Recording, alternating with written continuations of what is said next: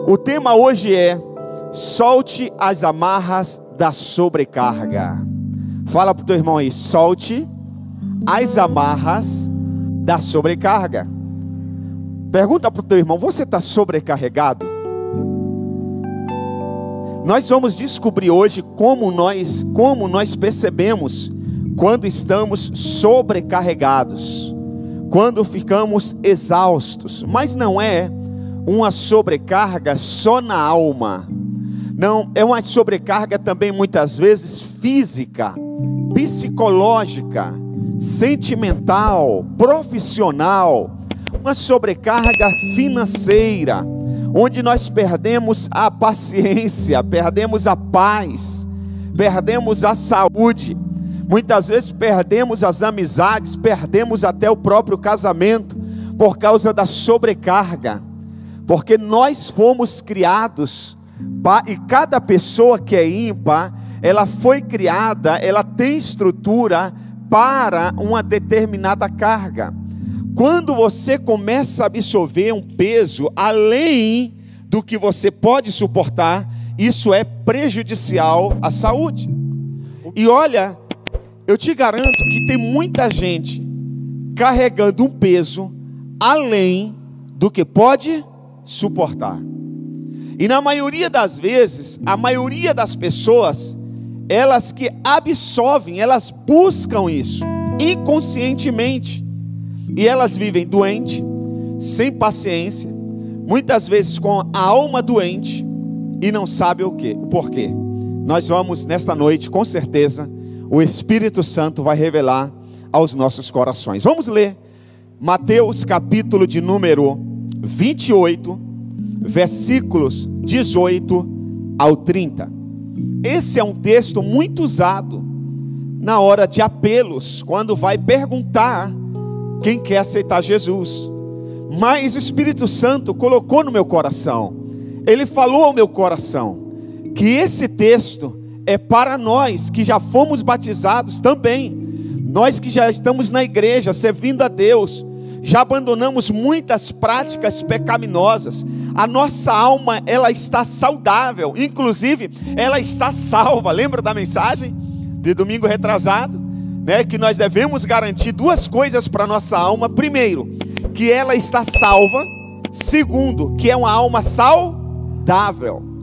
Muitas pessoas que têm a garantia da salvação, que têm plena convicção que está salva, que tem uma alma saudável, mesmo assim muitas podem estar carregando sobrepeso além da sua capacidade. Então esse texto também serve para nós, e o Espírito Santo vai revelar ao seu coração o que você precisa tirar do seu barco, tirar da sua vida, passar a responsabilidade para outra pessoa, entregar nas mãos de Deus e seguir uma vida leve, abençoada e feliz. Amém? Mateus capítulo de número 28, versículos 18 ao 30 diz assim: venham a mim todos os que estão cansados e sobrecarregados, e eu lhes darei descanso. O que Deus tem para você? Descanso. Deus não tem uma vida agitada para você. Deus não tem uma vida estressada para você. Estresse é coisa do maligno. Estresse é coisa do adversário. Deus tem uma vida de descanso. E Ele diz mais: tomem sobre vocês o meu jugo e aprendam de mim, pois sou manso e humilde de coração, e vocês encontrarão, mais uma vez, descanso para suas almas.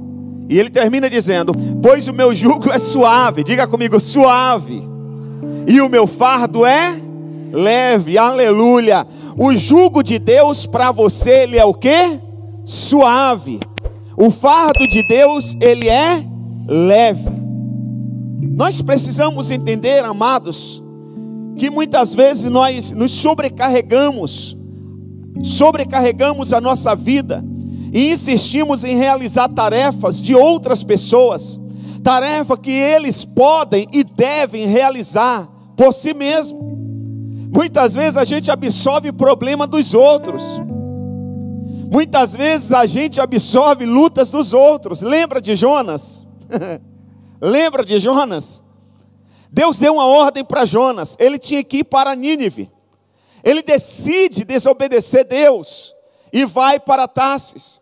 E quando ele chega no porto, ele entra no navio. Aqueles marinheiros estavam preocupados somente com dinheiro, vender a passagem. Mas quando o navio chegou em alto mar, a Bíblia diz que veio uma tempestade tão grande, que os marinheiros pensaram que iam naufragar. E para eles não naufragarem, o que eles fizeram? Pegaram parte da carga e começaram a lançar ao mar. Só que eles perceberam que Jonas estava dormindo no porão do navio. E eles decidiram perguntar por que Jonas, ele não estava também preocupado. O que ele tinha feito, a quem ele servia. E no final, no resumo, eles descobriram que o problema da tempestade estava em Jonas. E aí o próprio Jonas que diz: essa tempestade só vai passar se vocês me lançarem ao mar. O problema sou eu. A minha pergunta para você no início dessa ministração é: qual é ou quem é o problema que está gerando cansaço, fadiga e tempestade na sua vida? Quem é ou qual é o problema que está gerando? Quem é esse problema? O Espírito Santo vai revelar. Muitas vezes nós permitimos que pessoas entrem na nossa vida. Nós permitimos que situações entrem na nossa vida. Muitas vezes nós absorvemos problemas para a nossa vida, porque nós não temos critérios. Muitas vezes nós não usamos os princípios bíblicos. Sabe, gente, se aqueles marinheiros tivessem critérios para entrar no navio, para ter um passageiro no seu navio, eles não teriam tido o prejuízo que tiveram. Mas não tinham critério, basta ter dinheiro. Você sabe que nós temos aqui na nossa região um condomínio de altíssimo padrão. Eu já tive o privilégio de entrar nesse condomínio para orar em uma mansão. Lá na verdade tem mansões. E eu estava conversando com um dos moradores daquele condomínio. Pelo menos é o que ele me passou. Naquele condomínio não mora quem pode. Não mora somente quem tem condições para morar. Naquele condomínio mora quem a administração do condomínio acha que pode morar. Então tem algumas pessoas que exercem algumas profissões, que gostam de muitas baladas, de muita barulho, mesmo tendo recursos, eles não deixam morar nesse condomínio. Interessante isso. Então isso quer dizer que aquele condomínio, eles têm critérios. Não basta ter dinheiro. Muitas vezes o nosso critério é: a pessoa é simpática, a pessoa é legal, a pessoa me ajudou. Ah, mas, sei lá, ela está caminhando há tanto tempo comigo. Não, você tem que ter critérios para que pessoas entrem na sua vida. Você tem que ter critérios para assumir algumas responsabilidades para você. Você tem que ter critério para entrar em algumas situações, alguns problemas. Senão você vai se sobrecarregar. Você não vai ter estrutura para levar esse problema, essa situação ou essa pessoa. E você vai ficar doente. Você pode perder a sua família, você pode perder a sua saúde e até a sua própria salvação. Quem está me entendendo diz amém? E na maioria das vezes nós carregamos problemas ou resolvemos problemas que outras pessoas poderiam resolver para elas mesmas, mas a gente toma a frente.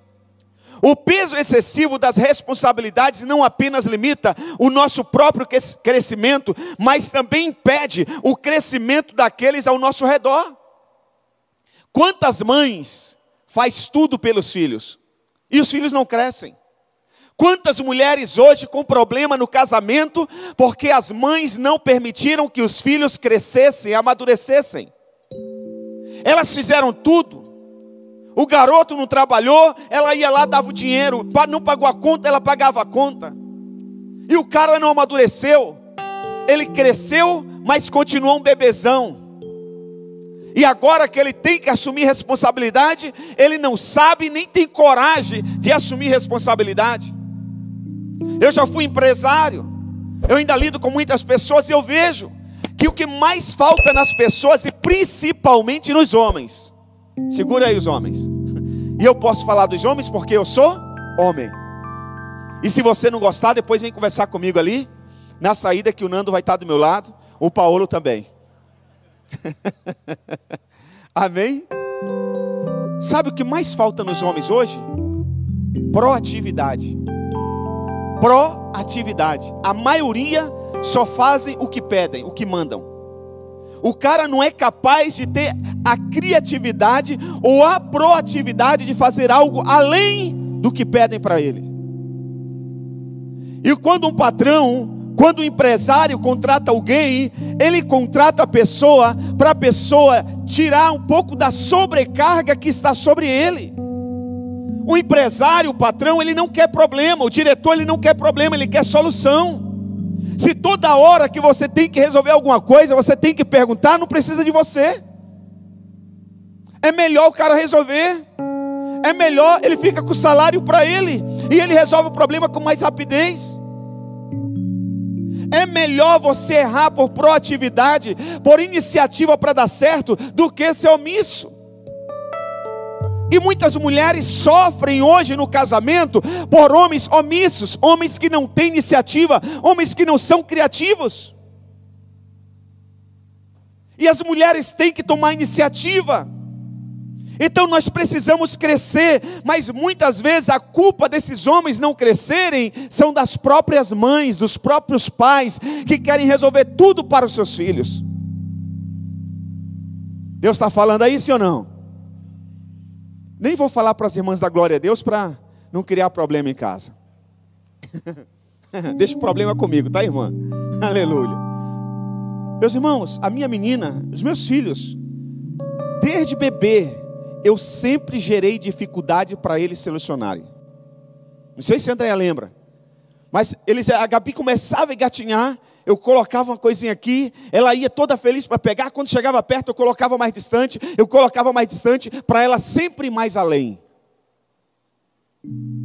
Ai, tadinho, coitado, olha a dificuldade para engatinhar, deixa pegar logo. Não, a vida não é assim, a vida nem sempre deixa pegar logo. A vida nem sempre nos proporciona facilidade. Então nós temos que buscar desenvolver. Ainda há tempo, você está vivo, você está recebendo essa palavra, ainda dá tempo de nós desenvolvermos essa nossa proatividade, a nossa criatividade.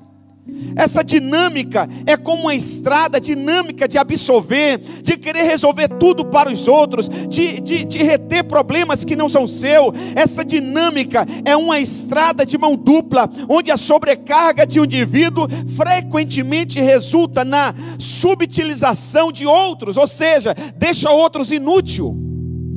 Você quer fazer tudo e você inutiliza a proatividade, a criatividade, a maturidade do outro. Peça essa sensibilidade para Deus. Até que ponto você deve ir pelos seus filhos? Até que ponto você deve fazer pelo seu marido? Até que ponto você deve fazer pela sua esposa?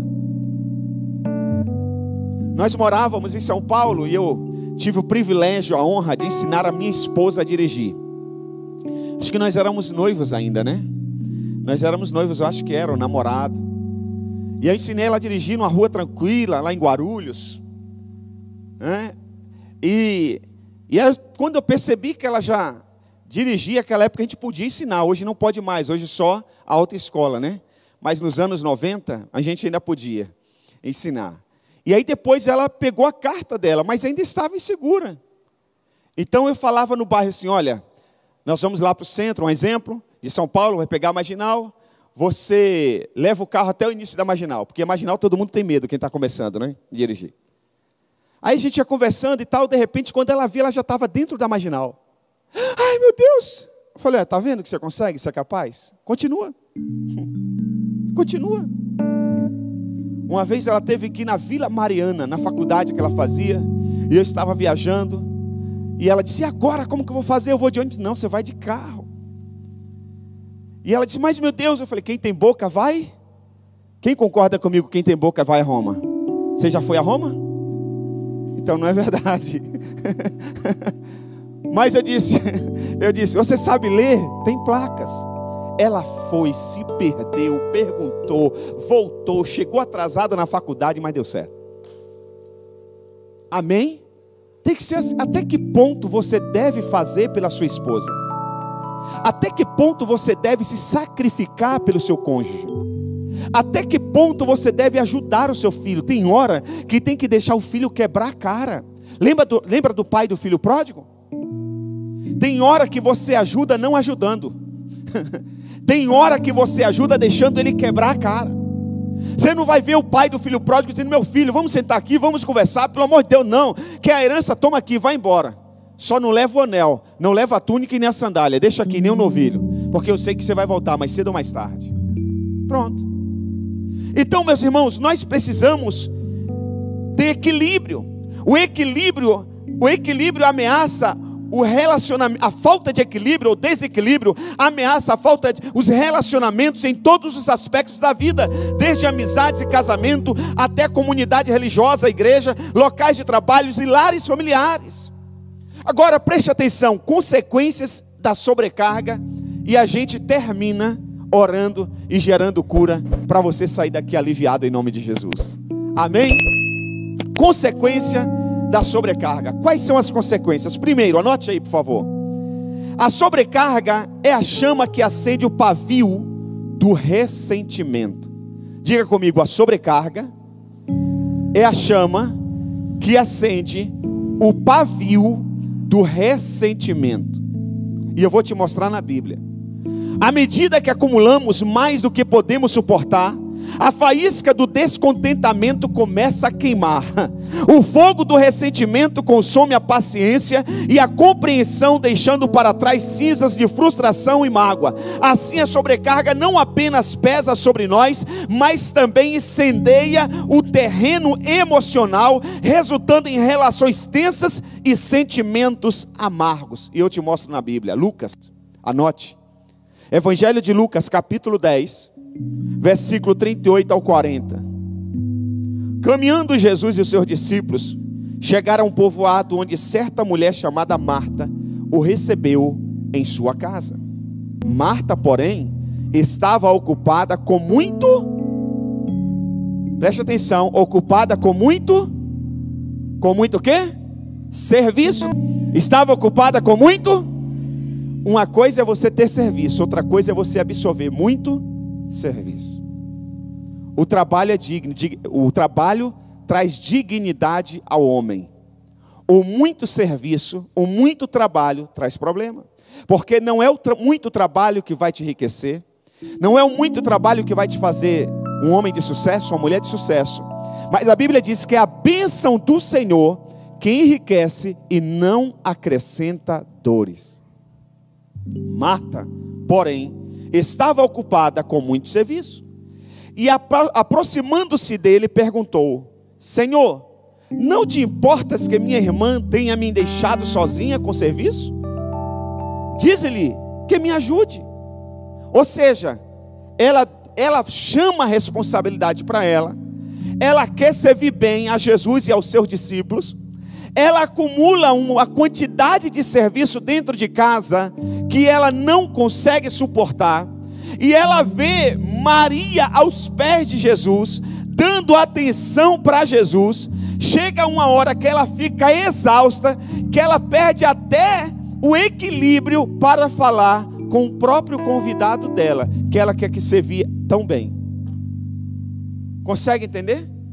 Ela está acumulando muito serviço, porque ela quer servir muito bem a Jesus e aos seus discípulos. Mas o muito serviço que ela não tem estrutura para suportar, gera um desequilíbrio emocional nela, que ela chega para o convidado ilustre dela, e ela diz: Senhor, o Senhor não se importa, e ela dá ordem ainda, dize para ela, vem me ajudar. Consegue entender um negócio desse? Quantas mulheres e quantos homens estão se estourando facilmente em casa? Muitas vezes porque está com uma sobrecarga. Quantas mulheres estão com pressão alta, colesterol descontrolado, batimento cardíaco a 1 milhão, cabelo caindo, as unhas enfraquecidas, alergia, menstruação descontrolada, porque está com a sobrecarga, porque está absorvendo muita coisa que era para o marido resolver, ou era para o filho resolver, e ela está chamando para ela a responsabilidade, e ela está exausta, até um ponto que explode, não quero mais. Aí sabe como ele chega e diz? De repente, ela disse que não queria mais. Não sei o que está acontecendo. Eu acho que são as amigas lá na faculdade. Eu acho que são as amigas no trabalho. Não, é você que está deixando ela assim. E tem homens também, com uma série de problemas de saúde, exausto, porque está absorvendo muito pepino e muito BO da esposa, que era para ele deixar ela resolver, e ele está querendo, para manter o casamento, resolver tudo, e ele também não consegue suportar. Muitos pais se matando, cheio de doença, por causa dos filhos. Muitos pastores doentes, por causa de ovelhas. Se tem uma coisa que eu não vou ficar, eu já prometi para mim e para Deus, é doente por causa de ovelhas. Eu vou cuidar, eu vou dar o meu melhor, mas quer ir embora vai, velho. Entendeu? Quer ir embora vai, não fica enchendo as paciências não. Aqui todo mundo é bem-vindo, todo mundo é querido, nós tratamos todo mundo bem. E eu nem sei se tem alguém querendo ir, não é indireta não, é a mensagem mesmo, está fluindo mesmo, entendeu? Mas irmãos, preste atenção, como que você vai querer ficar com quem não te quer? É mais ou menos aquelas mulheres que mandam fazer um trabalho para o homem ficar com ela, amarra o homem. Irmãos, ficar com o homem amarrado, sai fora. Ficar com a mulher amarrada, sai fora. O gostoso é viver com pessoas livres e leves e alegres. Livres, leves e alegres. Quer conversar, quer tirar dúvida, vamos orar, vamos jejuar, mas ficar fazendo doce, para querer ficar indo atrás, bajulando, não, está doente a gente vai visitar, está precisando de ajuda, a gente ajuda, mas ficar com mimimi, não, já vi pastores infartar no altar, ficar absorvendo, ô querido, ô amado, ô filho, e não sei o que, vai tomar banho rapaz. Se nem com os meus filhos que eu gerei eu fico assim, quer, não quer, ponto final. Tá aí. Depois paga a janta, viu? Ele está com os filhos aqui, ó. Aí está falando, fala a Deus. Aleluia, vieram no dia certo. Glória. Os irmãos conseguem entender, gente? Senão você vai absorvendo. Você vai acumulando o que não era para acumular. Entendeu? Você vai ficando sobrecarregado, exausto. Marta foi ficando assim. Mas não era, Jesus não mandou ela fazer tudo aquilo. Jesus foi visitá-la. Ela que chamou a responsa para ela. A sobrecarga de Marta estava disfarçada no cuidado com as necessidades dos outros. Olha aqui. A sobrecarga de Marta estava disfarçada no cuidado com as necessidades dos outros. Muitas vezes a nossa sobrecarga está disfarçada em resolver os problemas dos outros. Às vezes, irmãos, nós temos um problema com a nossa estima, sabia? Muita gente que atrai sobrecarga para si, muita gente, não podemos generalizar, mas geralmente muitas pessoas têm um problema de autoestima baixa. Então, para elas se sentirem aceitas e queridas, elas têm que ser elogiadas. E para serem elogiadas, elas decidem fazer até aquilo que não podem fazer.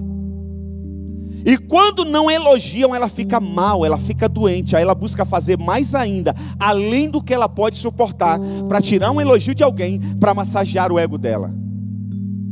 O Espírito Santo vai revelar o coração de muita gente nesta noite. No final nós vamos orar e vamos ungir você com óleo, porque você tem que sair daqui nessa noite curada. Hoje é o culto do favor de Deus. Você talvez nem mereça, como eu não mereço, mas Deus decidiu trazer você debaixo de chuva e liberar essa palavra para você sair daqui curado, porque Deus tem descanso para você, Deus tem um fardo leve para você, Deus tem um jugo suave para você, Deus tem uma vida alegre, feliz e abundante para você, em nome de Jesus. Aleluia. Contudo, ao tentar realizar muitas coisas, ela não apenas perdeu-se de vista, mas também perdeu o propósito de todo aquele trabalho duro. Muitas vezes a gente perde a gente mesmo de vista. Muitas vezes a gente olha no espelho e a gente nem se conhece mais. O que eu estou fazendo da minha vida? Onde eu estou me metendo? O que eu estou fazendo? Irmãos, deixa eu te falar, eu estou ministrando isso aqui, mas eu estou ministrando para mim mesmo. Porque eu estou ministrando, mas vira e mexe. Se eu não parar para pensar, eu me meto em encrenca. E se tem uma pessoa aqui que é fácil de se meter em encrenca, sou eu. Porque eu lidero muita gente. Você imagina quantas necessidades, quantas mensagens eu recebo por dia pedindo ajuda. Então preste atenção, nós precisamos ter muito cuidado, receber e cuidar dos convidados, inclusive do próprio Cristo. Marta estava desesperada para fazer isso. Marta confundiu, ouça isso, Marta confundiu importar-se com alguém com cuidar de alguém. É diferente, se importar e cuidar é totalmente diferente. Ok? Segundo prejuízo, segunda consequência da sobrecarga é, anote, a sobrecarga serve como combustível para a imaturidade persistente. Quanto mais você decide resolver a coisa por alguém, mais essa pessoa vai insistir em permanecer na imaturidade. Quanto mais você insiste em fazer o que a pessoa tinha que fazer, mais ela vai continuar na imaturidade. Nós temos exemplo na Bíblia. Moisés, um grande líder na Bíblia. Talvez um dos maiores líderes depois de Jesus Cristo na Bíblia Sagrada foi Moisés. Moisés, ele era um líder sobrecarregado, que acreditava que o seu sacrifício ia ajudar o povo. Então o que Moisés fazia naquela época? Ele era o líder do povo que estava saindo lá do Egito, em direção a Canaã. E Moisés passava o dia inteiro ouvindo o povo. De manhã até o final do dia ele ficava ouvindo. E as pessoas levavam as suas questões, os seus problemas. Ele era uma espécie de um juiz. E um dia o sogro de Moisés foi visitá-lo. E o cara vai visitar porque quer estar com o genro. Mas ele percebe que Moisés sai cedinho e volta só no final do dia. E ele vai ver o que Moisés está fazendo. Moisés está de pé na entrada da cidade. Próximo ano você vai a Israel comigo. Pastor, e a guerra? Vai acabar, está acabando em nome de Jesus. Tá? Você que está pagando, continue pagando. E você que não fez ainda o seu pacote, faça. Agosto, dia 2 de agosto, a gente embarca para Tel Aviv, em nome de Jesus. Você vai chegar em algumas ruínas de algumas cidades, e na entrada daquela pequena cidade você vai ver um trono. Geralmente o cara ficava sentado, o juiz ou o rei ficava sentado ali atendendo às demandas da comunidade. E Jetro, ele vai lá observar Moisés, e Moisés está lá de pé. Quando Moisés, eu creio que chega no final do dia, com as pernas inchadas, exausto, cansado, aquela cara de cansado, sabe quando a gente está cansado nesse calor terrível? Chega no final do dia, você quer fazer uma cara de alegre, você não consegue. E aí Jetro diz assim para Moisés: o que você estava fazendo? E aí ele relata o que ele estava fazendo. Aí, em Êxodo capítulo 18, anote por favor, versículos 17 e 18, Moisés respondeu a Jetro. Jetro perguntou: o que você está fazendo não é bom. Você e seu povo ficarão o quê? Esgotados, pois esta tarefa lhe é pesada demais. você não pode executá-la sozinho. Ei, tem coisa que você não pode fazer sozinho. Fala para o teu irmão, tem coisas que você não pode fazer sozinho. É melhor compartilhar com a esposa. É melhor compartilhar com o esposo. É melhor reunir a família e compartilhar com toda a família. Você não vai suportar isso sozinho. Não é bom para você e nem para o povo. E aí ele deu conselho. Se a gente continuar lendo o texto, versículo 19, versículo 20, ele orienta Moisés: olha, você tem que pegar líderes, homens fiéis, homens que não são apegados ao dinheiro, ok? Você deve estabelecer líderes de 1000, de 100, de 50 e de 10. E Moisés fez isso e a coisa funcionou. E ele disse às pessoas, esses líderes de 100, de 50 e de 10, de 1000, de 100, de 50 e de 10, eles trarão para você somente aqueles problemas mais difíceis. E aí você resolve. Mas coisas pequenas, eles mesmos resolvem. Você sabe que Moisés praticou o conselho de Jetro. E funcionou tanto que até hoje o exército de Israel funciona assim. Com líderes de 1000, líderes de 100, líderes de 50 e líderes de 10. Até hoje o exército de Israel funciona assim. Por isso que a igreja em célula é uma igreja saudável. Porque o pastor compartilha o cajado. O pastor não pastoreia sozinho. Você sabia que essa igreja eu não pastoreio sozinho? Eu tenho os pastores auxiliares, eu tenho os líderes de célula, eu tenho os anfitriões de célula, muitos milagres. Ontem mesmo um casal estava dando entrada no casamento e um líder de célula que mandou foto lá do cartório. Eu nem sabia que eles iam casar, mas já já eles vão estar aqui no altar e a gente vai estar abençoando. Aleluia, glória a Deus.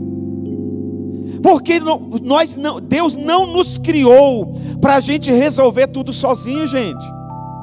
Tem pessoas que somem da igreja, ficam doentes, e depois de tantos dias ou meses a gente encontra e pergunta: irmão, você sumiu, o que aconteceu? Pastor, eu tive doente, você nem falou. Pastor, estava desempregado, sofri um acidente, você nem compartilhou para pelo menos a gente orar por você.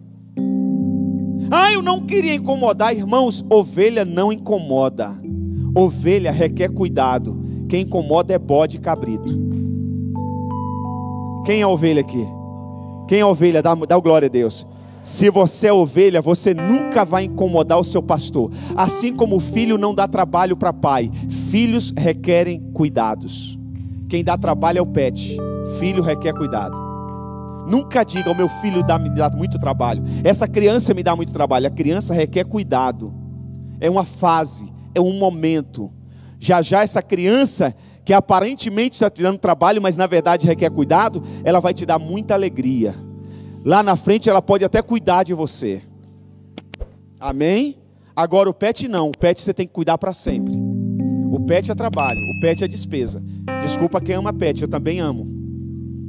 Eu tinha um cachorro lá em casa, mas estava dando muito trabalho, e eu fui chamado para cuidar de ovelha e não de cachorro. Me custou caro. Aí eu doei o cachorro. Doei lá para a senhora lá do condomínio, a família. Aí ela disse assim: pastor, pastora, vamos fazer a guarda compartilhada. De vez em quando vocês vêm aqui, pega o Duque, vai passear com o Duque. Você sabe que eu evito ver o Duque, mas porque eu amo o Duque. Então quando eu vejo, às vezes eu estou chegando no condomínio e a mulher está saindo para passear com ele, meu coração fica apertado, a vontade é pegar o Duque e levar de volta para casa. Aí eu abraço ele e não sei o que, faço carinho, ele fica todo alegre. Mas eu amo o pet. Mas eu sei, eu sou realista. O pet dá muito trabalho. Você sabe o que é se levantar 5 horas da manhã para o pet fazer as necessidades dele na rua?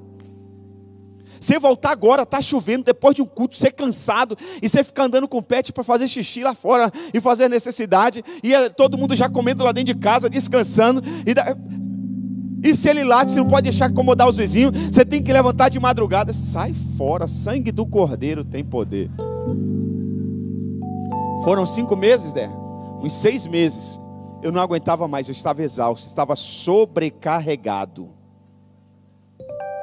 Aí, meu irmão, eu queria vender, mas o primeiro que quis ganhar, eu entreguei. Preste atenção, Moisés estava assim. Terceiro prejuízo que gera uma sobrecarga. Terceiro, a sobrecarga é um obstáculo que desvia nossa atenção do verdadeiro chamado. A sobrecarga faz você perder o seu foco. Quantas pessoas, quantos homens e mulheres tinham e têm o sonho de fazer faculdade, mas absorveu a despesa de um marido desempregado, de uma esposa que sai comprando tudo, entendeu? E aí ele foi empurrando a faculdade, ela foi empurrando a faculdade para o ano seguinte, já está com 50, 55 anos, 60, e até hoje não concluiu a faculdade. Perdeu o foco, o chamado dela ou dele perdeu. Então preste atenção, porque foi absorvendo o que não era para absorver. No fim da vida, Jesus disse ao Pai, João 17,4, Jesus disse assim, isso aqui para os estudiosos, em João 17 é uma prestação de contas, que Jesus presta como filho ao Pai. E ele diz assim, em João 17,4, ele diz, eu te glorifiquei na terra, completando a obra que me deste para fazer. Deixa eu te perguntar uma coisa, e você responde para você mesmo. Se você tivesse que voltar para o Pai hoje, se o Senhor Deus falasse assim, eu estou te chamando daqui a meia hora, você poderia dizer para Deus, Deus, eu te glorifiquei nessa terra, completando a obra que me deste para fazer. Eu fiz tudo, eu estou morrendo vazio, eu fiz a faculdade, eu escrevi o livro, eu ganhei 100 almas, 50 almas para ti, 1 milhão de almas, eu discipulei, eu eduquei os meus filhos, eu tive tempo, Deus, para as minhas crianças, eu conversei, eu passeei, eu fui ao shopping, eu eduquei, eu fui na reunião de pais e mestres, eu fui a todos os cultos, eu me envolvi na igreja, eu me comprometi com a igreja, eu me aliancei com o meu pastor, com o meu ministério, eu fui fiel em tudo, Deus, completei tudo, agora o Senhor pode me levar. Será que você poderia dizer isso para Deus? Ou você nessa caminhada, você já deixou muita coisa para trás, muita coisa pela metade, ou muita coisa você deixou de fazer? Porque uma das estratégias da sobrecarga é gerar um obstáculo que desvia você do seu verdadeiro chamado, do seu foco, da sua missão, do seu propósito. Quando concentramos demasiadamente nossa atenção nos outros, corremos o risco de nos desviar do chamado único que Deus tem para cada um de nós. A sobrecarga que surge ao servir intensamente aos outros, frequentemente resulta em negligenciar nossas próprias necessidades. É fácil perder de vista nossos valores, fé e metas, algo que aconteceu com Moisés. Sua preocupação incessante com os problemas do povo o fez perder de vista o objetivo pessoal, os objetivos pessoais que Deus tinha para ele. Você sabe que Moisés estava tão exausto, quando a gente lê o texto, ele estava tão exausto, tão sobrecarregado, que um dia o próprio Deus disse, Moisés, desisti desse povo, chega, deixa eles aí, deixa eles se matarem. Moisés está tão exausto que quem está falando com ele é Deus. Sabe o que ele diz para Deus? Deus, nem que o Senhor me mate. Meu irmão, Deus sabe de tudo. Se Deus está falando que não quer mais, Ele já sabe. Nós podemos nos equivocar, nós podemos nos enganar. A gente vê o rosto, a Bíblia diz que o homem vê o rosto, mas Deus vê o coração. O homem vê a aparência e Deus vê o coração. É Deus que está dizendo, Moisés, chega, esse povo é obstinado, esse povo é idólatra, esse povo é ingrato, deixa eles aí. Moisés, não, Senhor, nem que o Senhor me mates. Sabe o que é isso? É desejar a própria morte, é se suicidar, velho. Isso é um absurdo. Então preste atenção, nós temos que ter muito cuidado. Faça uma pausa, meus irmãos, reflita sobre a sua vida por um instante. Daqui a pouco nós vamos orar. Reflita sobre a sua vida. A constante atenção às demandas dos outros pode ter levado você a negligenciar suas próprias necessidades e objetivos. Enquanto se empenha em auxiliar os filhos, o cônjuge, os amigos, os familiares e colegas de trabalho, você costuma parar para considerar suas próprias questões? Na maioria das vezes, não. Tem pai aí que pega o dinheiro, gasta tudo com os filhos, pagando conta de filho. Então, você tem que considerar. E para nós chegarmos no final, pergunte para você mesmo. Se você quiser anotar, por favor. Pergunte para você mesmo: estou sendo a pessoa que desejo ser nessa situação? Eu estou sendo pai ou estou sendo escravo? Eu estou sendo esposa, auxiliadora, ou eu estou sendo capacho? Outro dia, não sei se fui eu ou minha esposa, ou nós dois juntos, deve ter sido nós dois juntos, atendemos uma senhora, e ela disse: pastora, a gente estava num evento, numa reunião, o marido falava: fica quieta, você não pode falar nessa situação. E eu queria dar uma opinião de uma pizza que ia comprar, de um almoço, cardápio. E ele só olhava para mim e eu ficava: peraí, quem é você? Você é gente. Você é gente, você tem vontade própria. É uma só carne, mas são dois estômagos, são duas mentes, dois corações, dois intestinos. Entendeu? Você tem que pensar, você tem direito de escolha, sim. Então preste atenção: estou sendo a pessoa que desejo ser nesse casamento? Eu sou o funcionário que sonhei ser nessa empresa? Ou estou sendo escravizado? Estou fazendo pelos outros o que eles deveriam fazer por si mesmo? Ah, mas se eu não fizer vai estragar, vai perder. Deixa estragar, deixa perder, prejuízo é dele. Estou fazendo pelos outros o que eles deveriam fazer por si mesmo? Estou vivendo de acordo com os meus valores? Você tem que ter valores. Você tem que ter valores. Foi para esse serviço que Deus me chamou? Deus me chamou, por exemplo, para pastorear ovelhas, e não bodes, não cavalos, não cabritos. Entendeu? A Bíblia diz que o bom pastor deixa 99 ovelhas em segurança e vai atrás de um. Ele vai atrás da ovelha, não sabe o que está fazendo. Ovelha é o bicho mais inocente que você possa imaginar. Por isso que o pastor deixa as 99 em segurança. Ele não deixa de qualquer jeito. E ele vai atrás dessa uma que você perdeu. Mas é da ovelha. Não é de bode que fica falando, sendo ingrato. Entendeu? Que fica dando coiçada. Que fica jogando direta nas redes sociais. Ovelha nem sabe o que é isso. Que fica fazendo comparação entre líderes. Ovelha não faz isso. Ovelha é mansa.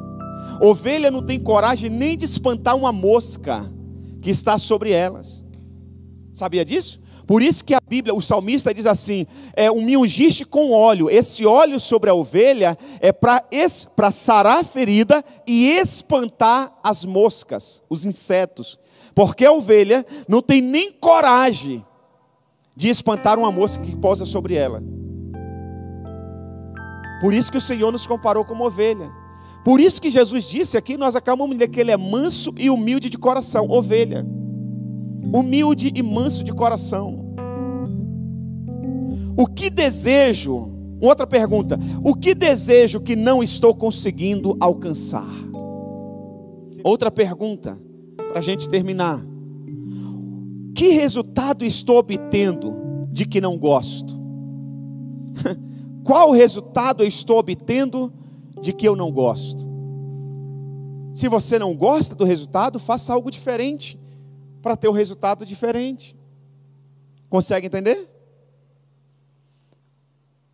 Antepenúltima pergunta: o que estou doando que não gostaria de doar. Talvez é um tempo seu, talvez é uma mão de obra, talvez é dinheiro, talvez é conselho. Aprenda uma coisa: só dê conselho para quem pede conselho. Só dê conselho para quem pede conselho. Se a pessoa não perguntou, não se mete nessa encrenca não, deixa ela se arrebentar. O coração vai doer, vai ficar apertado, porque você ama, mas deixa. É o que o pai do filho pródigo fez. Agora, se pediu conselho, se pediu ajuda, fala tudo o que você sabe, não esconde nada, fala a verdade. Está entendendo? Fala a verdade. Mas se não pediu, fica quieto, não se mete em problema que você não foi convidado para se meter. Posso ouvir um glória a Deus? Está muito silêncio na congregação. Será que Deus está falando? Última pergunta: o que farei com o meu tempo quando parar de me sobrecarregar? O que você vai fazer com o seu tempo quando você parar de se sobrecarregar? Vai fazer uma academia? Vai orar mais um pouco? Vai ler mais a Bíblia? Vai ter mais tempo para os filhos? Vai passear com a esposa? Vai se dedicar mais à igreja? O que você vai fazer? Quarto e último: a sobrecarga é um desafio constante que consome a nossa vida espiritual. Escreva: a sobrecarga é um desafio constante que consome a nossa vida espiritual. À medida que nos afundamos nas demandas diárias, nossa conexão espiritual fica fraca. Cada carga extra parece ser um obstáculo para a serenidade espiritual, tornando mais difícil manter a paz interior e a comunhão com a nossa fé. Lucas 10:40, Marta diz: Senhor, não te importas que minha irmã tenha me deixado sozinha com o serviço? Em outras palavras, ela está dizendo que o Senhor está sendo injusto com ela. Espera aí, Senhor, o Senhor está vendo eu me matar aqui na cozinha? Marta está aí aos seus pés, Maria está aí aos seus pés, e o Senhor não faz nada, o Senhor não se importa, o Senhor não tem sensibilidade. O Senhor, em outras palavras, o Senhor é um coração duro. Gente, ela está falando com o próprio Deus. Ela está falando com o doador da vida, da fé, da salvação dela, com o restaurador. Ela está falando com o perdoador. Ela está dizendo: o Senhor não se importa comigo, Ele veio por causa dela. A vida de Marta, a vida espiritual de Marta, ela está abalada, está frágil por causa da sobrecarga. A sobrecarga que ela carregava não apenas a privou de saborear o amor de Cristo, mas também a deixou imersa em um ressentimento. Finalmente convencida, acreditava que possuía uma compreensão mais precisa do que Jesus sobre como a sua irmã deveria agir. Será que você sabe mais que Deus? Você entende mais que o Espírito Santo? Você tem mais sabedoria que a própria sabedoria que é o Espírito Santo? A grande verdade, irmãos e irmãs, somente Cristo é o nosso Salvador. Nossa missão é confiar e nos render ao seu amor. Se coloque de pé, por gentileza. Somente Cristo é o nosso Salvador. E a nossa missão é confiar e nos render ao seu amor.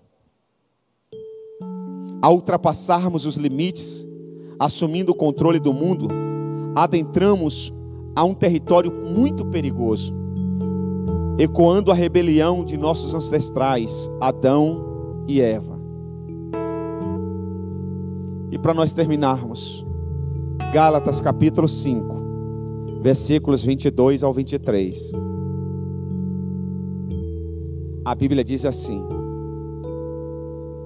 que o fruto do Espírito é amor, alegria, paz, paciência, amabilidade, bondade, fidelidade, mansidão e domínio próprio. Você já nasceu de novo? Levanta a mão, dá glória a Deus. Você já nasceu de novo. Você tem que ter esse fruto na sua vida. Você tem que ter essas qualidades na sua vida. Você tem que ser uma pessoa amorosa. Você tem que ser uma pessoa alegre. Não é palhaço que fica fazendo palhaçada em momentos errados. Não, pessoa alegre. A pessoa alegre, ela está no meio da guerra e ela permanece alegre.